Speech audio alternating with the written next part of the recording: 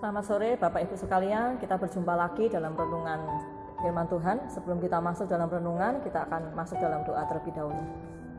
Terima kasih Bapa di dalam surga, kami mengucap syukur untuk setiap kebaikan-Mu, anugerah-Mu, penyertaan-Mu sampai kami ada hingga hari ini. Kami percaya Tuhan ada selalu bersama dengan kami, menolong bahkan menyertai kami.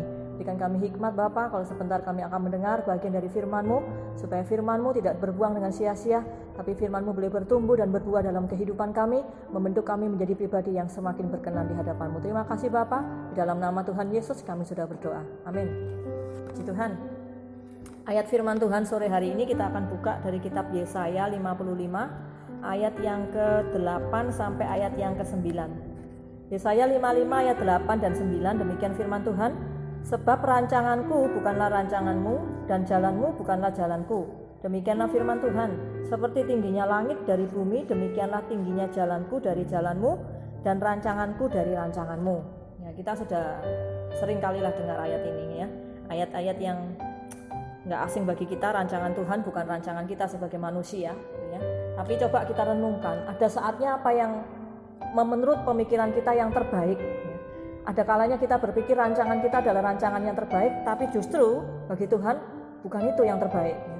Atau sebaliknya, rancangan Tuhan yang terbaik bagi kita adalah yang terburuk ya. Itu sebabnya kita harus mengerti bahwa segala apapun yang tertulis di Alkitab, ketika Tuhan mengatakan rancanganku bukanlah rancanganmu, jalanmu bukanlah jalanku, berarti tidak satupun dari kita yang bisa memahami jalan Tuhan maupun rancangan Tuhan. Tetapi yang jelas bahwa rancangan Tuhan pasti yang terbaik. Nah, ini akan kita pelajari untuk kita bisa mengerti bahwa rancangan Tuhan adalah yang terbaik, bukan yang sebaliknya, yang menurut kita yang terburuk justru. Kita harus semakin mengenali Tuhan lebih lagi, sehingga kita bisa belajar seperti apa sih Tuhan itu. Sebagai contoh, untuk membahas rancangan Tuhan yang terbaik dalam hidup kita, sama gitu, menyamakan persepsi kita bahwa kalau menurut Tuhan rancangan Tuhan yang terbaik, maka bagi kita juga yang terbaik gitu ya. Karena seringkali ketika Tuhan berkata, ketika Tuhan punya rencana, menurut Tuhan itu adalah rencana yang terbaik, tetapi bagi kita itu buruk. Ini kita harus samakan persepsi, kita harus ngerti. Saya kasih contoh adalah tentang padang gurun atau padang gurun aja. Kalau kita berbicara padang gurun, ini nggak asing lagi bagi kita umat manusia, bagi kita orang-orang percaya gitu. Padang gurun seringkali digambarkan sebagai satu hal, kondisi yang nggak nyaman, satu penderitaan. Padang gurun sering dikaitkan dengan yang namanya kesulitan, dengan yang namanya sebuah kondisi yang tidak enak gitu ya. Tapi apakah menurut Tuhan padang gurun adalah sama seperti apa yang ada dalam pikiran kita? Kondisi yang nggak nyaman, penderitaan, kondisi yang nggak enak gitu ya, sulit. Apakah seperti itu padang gurun di matanya Tuhan gitu ya?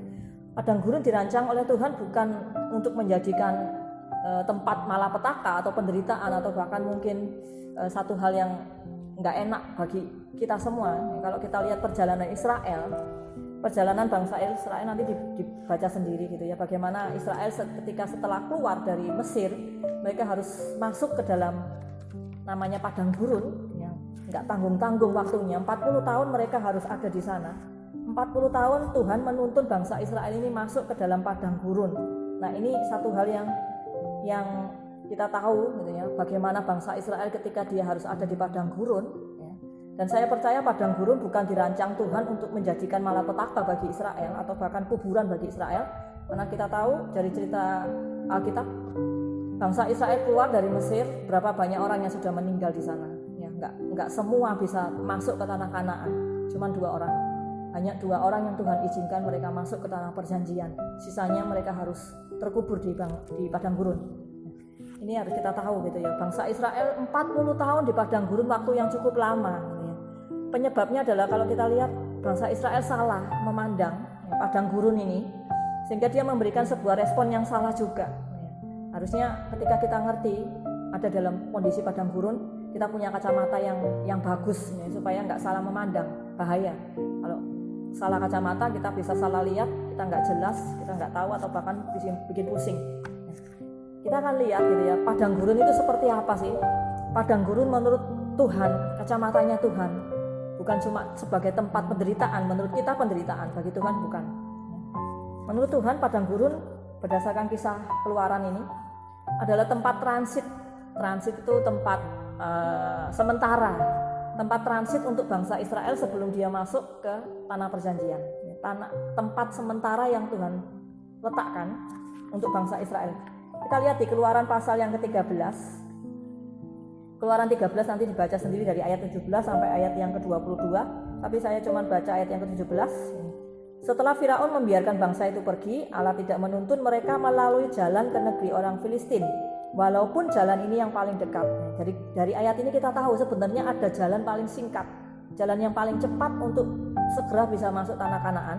Tetapi ternyata walaupun jalan ini yang paling dekat, sebab firman Tuhan, jangan-jangan bangsa itu menyesal apabila mereka menghadapi peperangan sehingga mereka kembali ke Mesir.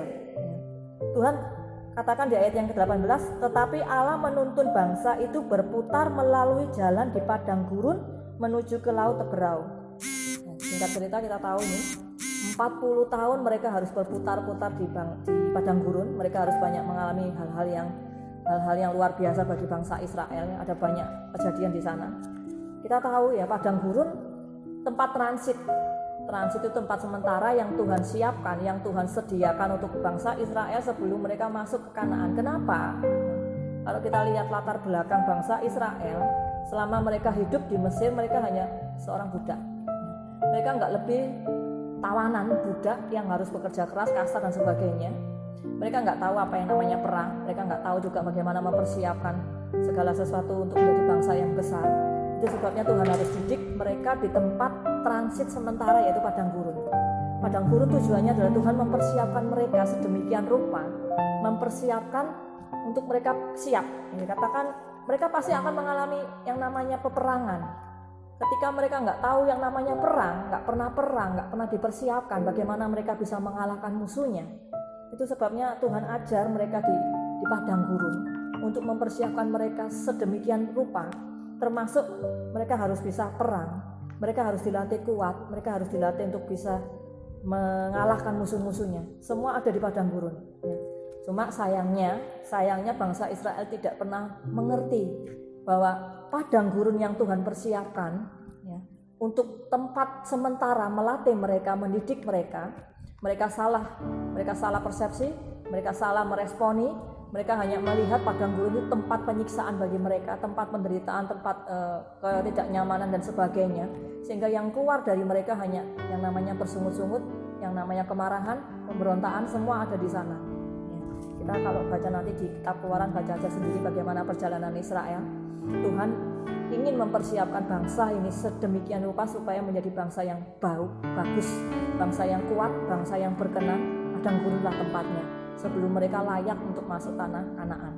Nah, bagi kita apa? Bagi kita saat ini adalah mempersiapkan setiap kita orang percaya, anak-anak Tuhan, untuk dibentuk sedemikian rupa supaya kita seturut dengan apa yang Tuhan mau, layak sebagai mempelai Kristus nantinya sebelum kita masuk di Yerusalem baru. Kita layak, kita dibentuk. Jadi inilah padang gurun. Kalau saat ini engkau mengalami masalah, kalau saat ini engkau mengalami pergumulan apapun di dunia ini, itulah padang gurunmu sebagai tempat untuk Tuhan mempersiapkan engkau, mendidik engkau, sehingga nantinya engkau layak menjadi serupa seperti Kristus.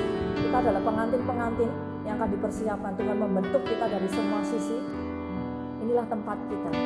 Jadi jangan ada yang punya persepsi yang salah. Ya, aku hidup menderita ini, aku hidup penuh dengan tantangan, aku hidup dengan tidak nyaman, ini padang gurun yang tidak akan aku mau lewati gitu ya. Tapi jalanilah, lewatilah padang gurunmu, jalanilah semua tantanganmu, masalahmu, karena itulah salah satu cara untuk Tuhan mempersiapkan engkau sebelum kau layak untuk masuk tanah perjanjian. Yang kedua, saya lihat apa sih maksudnya dari padang gurun? Padang gurun bukan cuma sekedar tempat untuk transit, ya, tempat transit itu tempat sementara yang nggak akan kita tinggali terus, tapi juga sebagai, saya kasih istilah, sekolah gitu ya, sekolah untuk kita bisa bergantung sepenuhnya sama Tuhan. Lihat di kitab Ulangan pasal yang ke-8, saya nggak baca semua, tapi saya baca cuma di ayat yang kedua. Ingatlah kepada seluruh perjalanan yang kau lakukan atas kehendak Tuhan Allahmu di padang gurun selama 40 tahun ini, dengan maksud merendahkan hatimu dan mencobai engkau untuk mengetahui apa yang ada dalam hatimu, yakni apakah engkau berpegang kepada perintahnya atau tidak. Jadi nanti dibaca sendiri. Intinya, ketika Tuhan taruh bangsa Israel di padang gurun, ya, kalau kita lihat nanti di perjalanan di kitab Keluaran, bagaimana bangsa ini harus bersungut-sungut marah ketika mereka lapar dan mereka minta makan, Tuhan kasih mana, kemudian mereka nggak puas dengan mana. Dan kalau kita lihat sudah enak, dikasih makan setiap pagi, mereka nggak puas, mereka masih minta yang lain, minta daging Tuhan kasih, gitu ya. Mereka marah lagi. Kita lihat dari sisi perjalanan bangsa Israel, bahkan ketika mereka butuh air, semua apa yang mereka perlukan, apa yang mereka butuhkan, Tuhan sediakan di sana. Dari sini kita tahu pelajaran bangsa Israel, setiap kali mereka butuh sesuatu, mereka pasti marah, mereka pasti bersungut-sungut, mereka pasti akan berontak sama Tuhan. Padahal kalau kita lihat gitu ya, kurang enak apa mereka sudah hidup selama 40 tahun. Alkitab mencatat Tuhan pelihara mereka, tiang awan, tiang api ada dalam mereka, ada di sana. Bayangkan aja, tiang awan akan selalu melindungi mereka dari panas, tiang api akan melindungi mereka dari dingin. Bagaimana pemeliharaan Tuhan bagi bangsa Israel di padang gurun selama 40 tahun. Kasut kakinya nggak rusak, bajunya nggak rusak, mereka nggak kelaparan, Tuhan sediakan semuanya.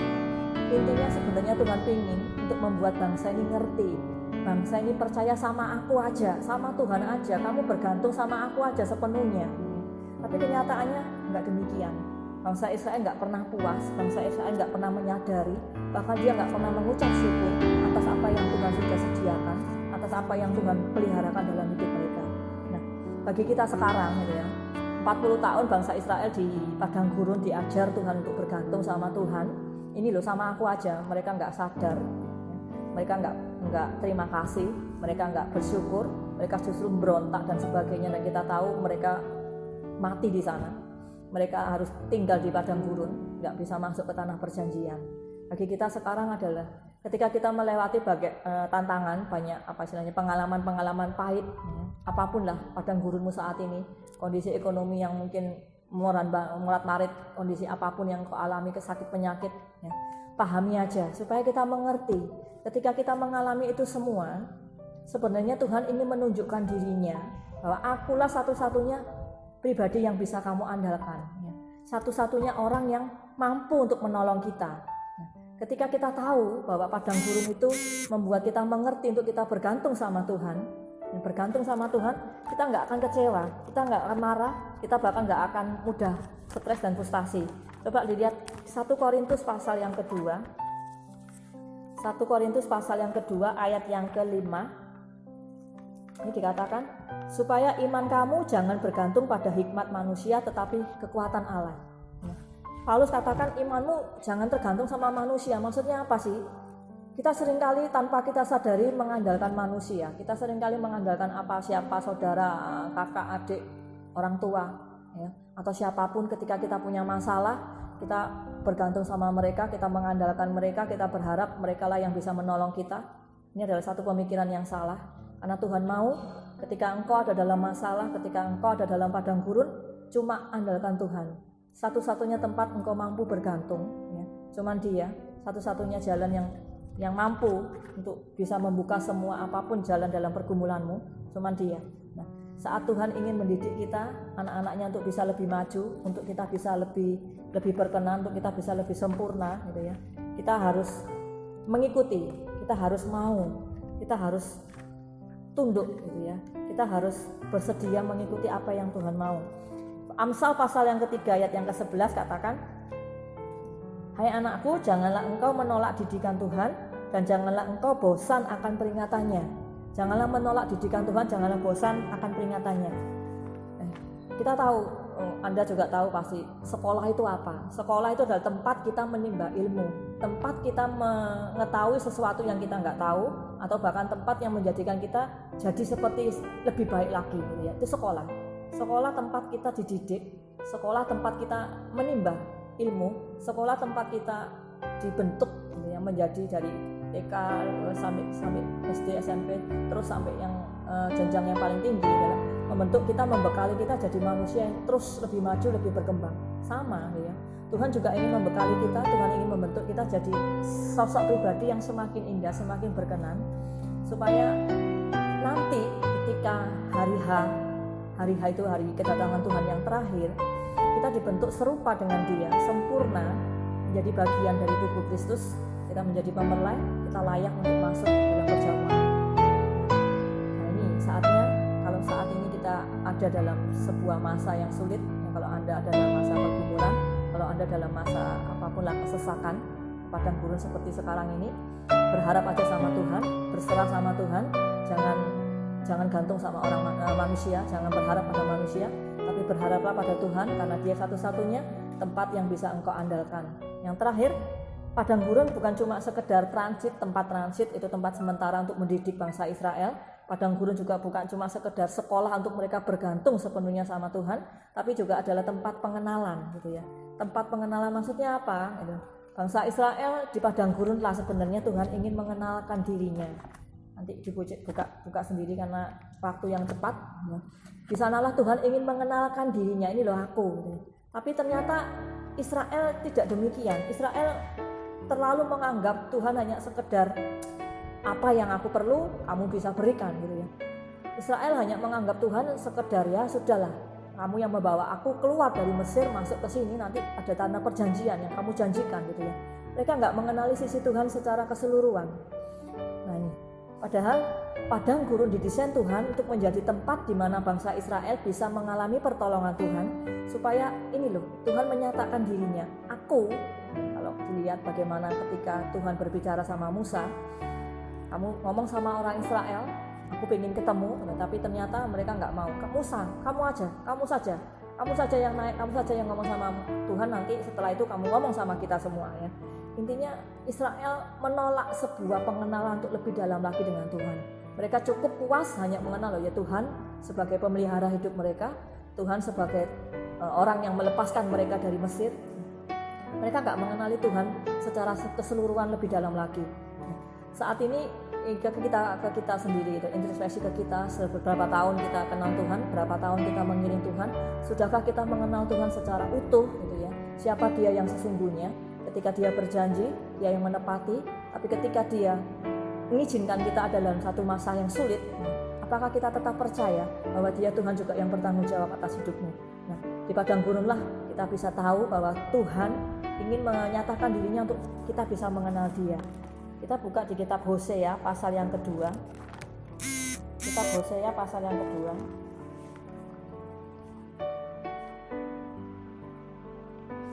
Hosea pasal yang kedua ayat yang ke-13 sampai ayat yang ke-19. Tapi saya nggak baca semua, nanti dibaca sendiri aja. Hosea pasal yang kedua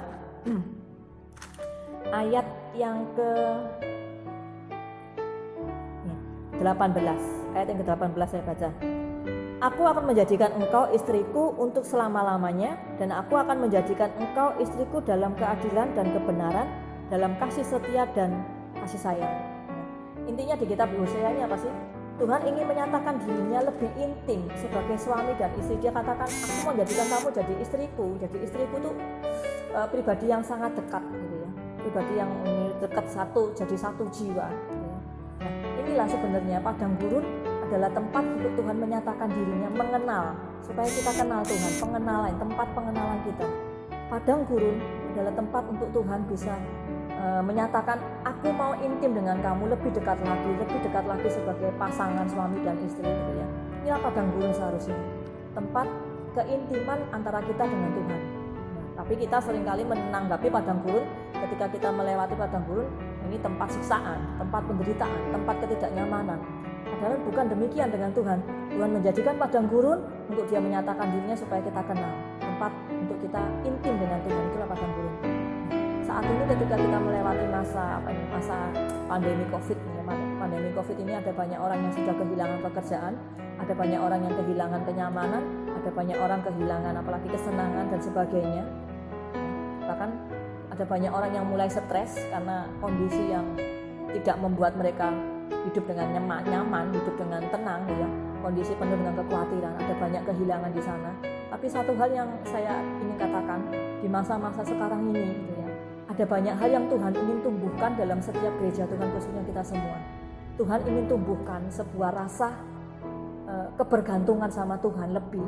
Saat ini nggak ada satupun manusia yang bisa bergantung pada uangmu, nggak ada, pada siapapun nggak ada yang bisa bergantung kali Tuhan. Saat inilah satu-satunya manusia semua cari Tuhan ya. Tuhan ingin ajar untuk bergantung hanya sama Dia. Tuhan tumbuhkan sebuah kasih yang sungguh-sungguh. Saat inilah terlihat kasih yang sungguh-sungguh antara kita dengan Tuhan. Bagaimana kita tetap mengasihi Dia dalam kondisi apapun. Bahkan Dialah yang menyatakan dirinya untuk membuat kita jadi serupa dengan Dia. Nah, lewat pengalaman padang gurun, biarlah kita bisa mengerti. Kita masuki sebuah hubungan yang lebih intim dengan Tuhan, tempat Dia harus menyatakan diri, tempat Dia untuk membuat kita dekat dengan Dia. Bahkan Dia ngomong, kamu adalah istriku. Ya. Tuhan ingin kita semua dekat dengan Tuhan, melekat tanpa ada satupun jarak, bergantung sepenuhnya. Di masa-masa seperti ini, Tuhan bekerja untuk menenangkan kita. Dia kirim Roh Kudus-Nya untuk melawat setiap orang percaya, ya, yang takut dihibur, dikuatkan, yang sakit disembuhkan. Nah, inilah supaya kita nangkep, kita nggak memandang padang gurun hanya sekedar tempat siksaan, tempat penderitaan, tempat yang membuat kita nggak suka, ya. Tapi padang gurun adalah tempat untuk Tuhan mempersiapkan kita semua, tempat transit untuk mendidik kita, tempat sekolah untuk kita bisa bergantung sepenuhnya, bahkan tempat untuk Dia menyatakan diri supaya kita kenal Dia lebih lagi. Nah, tanpa padang gurun kita nggak bisa mengalami itu semua. Kita nggak ngerti kepada siapa kita bergantung sesungguhnya. Kita nggak akan kenal Tuhan siapa yang sesungguhnya itu. Satu contoh saya kasih di 2 Korintus pasal yang ke-12. 2 Korintus pasal yang ke-12 ayat yang ke-7 sampai yang ke-10. Kitab 2 Korintus 12 ayat 7 sampai 10 ayat 7 sampai 10 nanti dibaca sendiri gitu ya. Tapi ini ceritanya tentang Paulus. Saya baca di ayat 8. Tentang hal itu aku sudah 3 kali berseru kepada Tuhan supaya utusan iblis itu mundur daripadaku. Ayat 9. Tetapi jawab Tuhan kepadaku, cukuplah kasih karuniaku bagimu, sebab justru dalam kelemahanlah kuasaku menjadi sempurna. Sebab itu terlebih suka aku bermegah atas kelemahanku supaya kuasa Kristus turun menaungi aku. Ini kata-kata Paulus, gitu ya. Intinya apa sih? Paulus juga mengalami yang namanya padang gurun, penderitaan. Dia harus mengalami sebuah duri, dikatakan duri dalam daging yang menyiksa dia, yang sakitnya bukan main. Bahkan dia sudah katakan 3 kali aku sudah minta angkatan ini. 3 kali dia berseru angkat ini ya supaya disembuhkan. Tapi ternyata Tuhan ngomong cukup. Tuhan kasarnya ngomong gak usah. Cukuplah kasih karunia aku. Biarkan itu tetap ada dalam dirimu untuk membuat engkau mengerti gitu ya. Bahwa dalam kelemahanlah kuasa Kristus itu jadi sempurna. Dan jawaban Paulus luar biasa. Dia jawab, sebab itu terlebih suka aku bermegah atas kelemahanku supaya kuasa Kristus turun menaungi aku. Ayat 10, karena itu aku senang dan rela di dalam kelemahan, di dalam siksaan, di dalam kesukaran, di dalam penganiayaan dan kesesakan oleh karena Kristus. Sebab jika aku lemah maka aku kuat. Paulus bisa ngomong aku senang gitu ya. Ketika saya baca ini ayat aneh, tapi inilah yang ditulis Paulus. Pengalaman hidup Paulus luar biasa. Dia mengalami padang gurun yang mungkin lebih berat dari Anda dan saya gitu ya. Tapi dia bisa katakan aku senang dan rela. Kenapa? Karena di sanalah kuasa Kristus itu menjadi sempurna, menjadi kuat. Ketika Tuhan mulai menyatakan dirinya lewat Paulus, Tuhan pakai Paulus, Tuhan bentuk Paulus, dan Tuhan mengenalkan dirinya sebagaimana Dia yang Paulus kenal, yang tertulis dalam semua kitabnya, ya. Perspektifnya, pandangannya, gitu ya, pandangannya Tuhan duri di dalam daging Paulus. Kita renungkan, buat apa sih Tuhan kasih itu? Ini luar biasa. Mungkin cara pandang Paulus terhadap diri itu adalah pertama siksaan, sakit siksaan ini harus dibuang. Tapi ketika Tuhan mulai ubahkan pandangannya, perspektifnya Paulus tentang duri dalam dagingnya, dia bisa katakan, aku rela, aku senang. Kenapa? Mungkin kita jujur aja kita ngomong. Ketika kita berdoa, kita minta sesuatu dijawab. Ketika kita usaha melakukan sesuatu langsung jebret gitu ya, kita sukses, kita berhasil. Nggak ada satupun kesulitan, nggak ada satupun tantangan yang membuat kita untuk terus berdoa, terus meminta ya. Kita merasa wah sudah berhasil, oke. Apa yang terjadi? Bisa jadi kita sombong, kita mendapat sesuatu dengan mudah, kita gampang, kita akan merasa sombong, kita lupa bahwa semua itu karena Tuhan. Dan Tuhan izinkan itu ada dalam Paulus. Kalau Anda baca nanti, Paulus ini luar biasa, rasul yang luar biasa, ini salah satu murid Tuhan yang luar biasa, bagaimana pelayanannya, bahkan bagaimana dia mengadakan bagaimana mujizat dan sebagainya. Paulus orang yang luar biasa. Kalau seandainya, saya cuma berpikir, seandainya Tuhan gak kasih duri dalam dagingnya, mungkin bisa jadi Paulus sombong, bisa jadi Paulus jatuh dan sebagainya. Tapi duri dalam daging itu mengajar Paulus untuk dia mengatakan aku senang, aku rela. Justru dalam kelemahan pula kuasa Kristus itu sempurna. Ya. Kenapa? Manusia terbatas, manusia selalu ada sisi lemah, manusia nggak ada satupun manusia yang sempurna gitu ya. Dan Paulus menyadari itu. Ketika duri itu ada dalam dagingnya, dia katakan luar biasa ya, aku senang, ini luar biasa, aku rela. Ini yang menjadi anutan untuk kita sebagai orang percaya, kita sebagai anak Tuhan atau pelayan atau apapun lah. Ketika kita melayani Tuhan, ketika kita mengikut Tuhan, ketika kita apalagi menjalani masa-masa seperti ini ya, ada banyak tantangan dan sebagainya. Apa yang ada dalam dirimu? Ketika mungkin engkau sudah berdoa, engkau sudah berseru seperti Paulus, Tuhan seolah-olah nggak jawab, Tuhan bahkan nggak berikan apa yang kau mau. Apakah engkau bisa berkata aku rela, aku senang, aku akan tetap jalani, gitu ya. Aku akan tetap rela dan jalani, aku nggak akan goyah. Paulus satu-satunya orang yang bisa berkata aku rela, bahkan sampai mati dia harus mengatakan itu ya. Dia mati dengan cara yang tragis juga nih Paulus. Inilah Paulus ya, orang yang luar biasa. Dia katakan oke, aku sudah menyelesaikan perjalanan imanku, finish sampai akhir. Kenapa? Karena dia punya satu tujuan. Ketika dia melewati itu semua, dia tahu usahanya nggak sia-sia. Ada sebuah mahkota kehidupan untuk dia. Ini yang harus kita mengerti ya. Apapun yang terjadi saat ini, jangan membuat engkau frustasi, jangan membuat engkau bingung atau takut dan sebagainya. Keadaan memang nggak bisa berubah. Keadaan kita nggak mungkin bisa berubah dalam sekejap mata seperti lampu Aladin ya. Tapi coba lihatlah padang gurun itu sebagai tempat untuk Tuhan menyatakan dirinya. Tuhan mau mendidik engkau, Tuhan mau engkau bergantung sepenuhnya, bahkan Tuhan mau engkau mengenal Dia lebih lagi. Ketika Tuhan mengenalkan dirinya di padang gurun itulah engkau mengerti, perspektifmu berubah, maka responmu akan berubah, sehingga engkau bisa berkata seperti Paulus, aku senang, aku rela, aku jalani, karena nggak ada satupun yang lebih berharga dibanding Dia. Ya, itu aja firman Tuhan sore hari ini. Saya nggak berharap kita semua kecewa dengan kondisi, ya, tapi saya ingin kita mengerti apapun kondisimu saat ini, tetap berharap pada Tuhan, tetap percaya, andalkan Dia, ya. Karena ketika engkau tahu bahwa Dialah satu-satunya pribadi yang nggak pernah mengecewakan, Dialah satu-satunya pribadi yang luar biasa, kita memandang dengan kacamata yang benar. Ketika Tuhan mengizinkan segala sesuatu terjadi, respon kita juga akan benar, kita nggak salah, dan kita bisa berkata seperti Paulus, ya, aku rela, karena di dalam kelemahanlah kuasa Kristus akan menjadi lebih sempurna. Demikianlah firman Tuhan sore hari ini. Kita akan tutup dalam doa. Terima kasih Bapa di dalam surga, kami mengucap syukur untuk setiap apa yang Kau buat, untuk setiap apa yang Kau ajarkan. Biar kiranya hikmat Roh Kudus memberikan kami pengertian untuk kami mengerti Bapa, segala apapun yang Kau izinkan terjadi, Kau tidak akan pernah tinggal diam, tapi Tuhan selalu ada bersama dengan kami. Maka biarlah Tuhan Kau tanamkan firman-Mu untuk kami mengerti bahwa setiap apa yang Kau mau terjadi dalam kehidupan kami, untuk membentuk kami menjadi lebih sempurna, membentuk kami menjadi pribadi yang berkenan, dan di atas semuanya itu Tuhan, melalui hidup kami nama-Mu tetap dipermuliakan. Berkati setiap kami yang mendengarkan, bahkan juga berkati negeri kami Bapa, Engkau pulihkan semuanya, supaya segala sesuatu terjadi sebagaimana yang Kau izinkan. Negeri kami boleh mengalami tuaian besar, negeri kami menjadi bertumbuh, berkembang seperti yang Kau mau. Dan kami juga serahkan seluruh sidang jemaat Munafiri, dimanapun mereka ada, Tuhan melindungi mereka, Tuhan menolong mereka, Tuhan membuka jalan, bahkan Tuhan memberikan hikmat untuk mereka boleh semakin hari semakin berkenan di hadapan-Mu. Terima kasih Bapa, di dalam nama Tuhan Yesus kami sudah berdoa. Amin.